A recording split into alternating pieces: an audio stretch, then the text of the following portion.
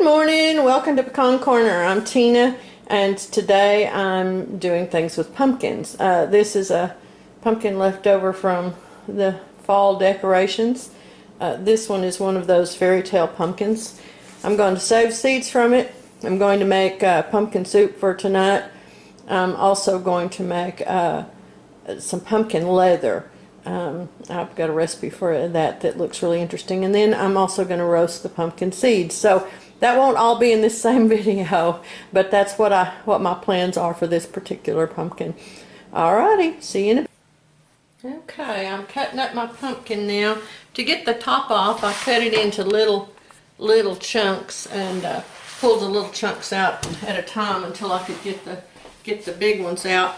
I've taken the seeds out. That was the messy part. There's not any real easy way to do that other than to just reach in there and pull them out and then get the strings out, you know, with your hands.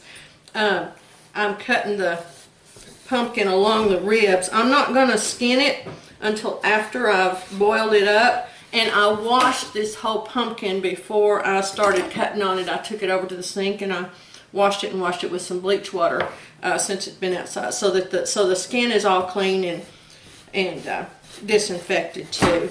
And this is just the simplest way I know to do it. I'm going to boil it instead of bake it because I want it to be very soft, and then I'll just pull the skin off once that's done. There we go. Now I'll just kind of start cutting into it like that. Put it into my pot.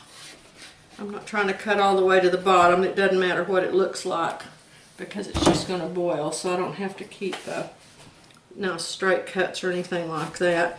And if you come up on a bad spot, you can just cut it out. Those little bits of strings on there don't hurt a thing for this stage.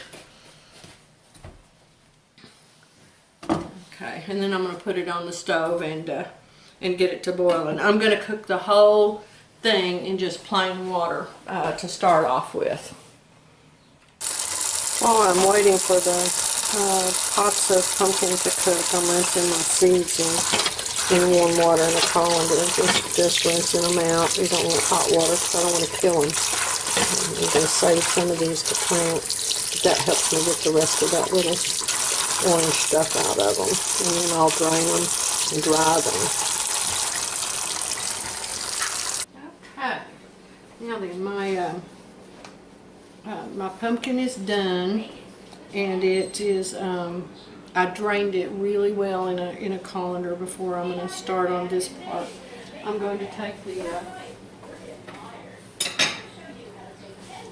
I'm just going to take the pumpkin right off of the skin and throw the skin out. It just comes right off because it's just as soft as can be.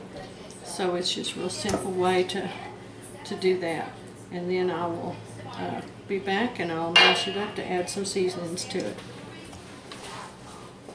As you can see, we've still got a lot of liquid in this, and since this is some that I want to dehydrate, I'm going to drain this liquid off, and I'm going to put it back into a colander now that I've taken the skins off of it, and I'm going to drain it some more.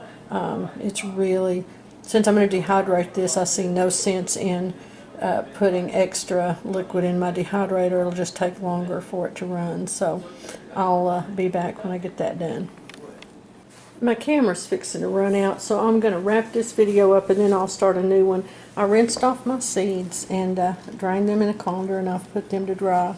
I've got two different kinds, so I've got them labeled so I won't forget which one's which. And I'm going to put my drained pumpkin into a colander until it's drained off again. Then after this, I can freeze it. Now I'm not going to can it because it's no longer in chunks. But I can freeze it, or I can dehydrate it, or I can just use it like this to make pies with if I wanted to. So my seeds in another video, I'm going to save some of them to plant, but some of them I'm going to season and toast so that they can be eaten like sunflower seeds. So there's phase one of preparing a pumpkin to preserve it. All right, thanks a bunch. Bye.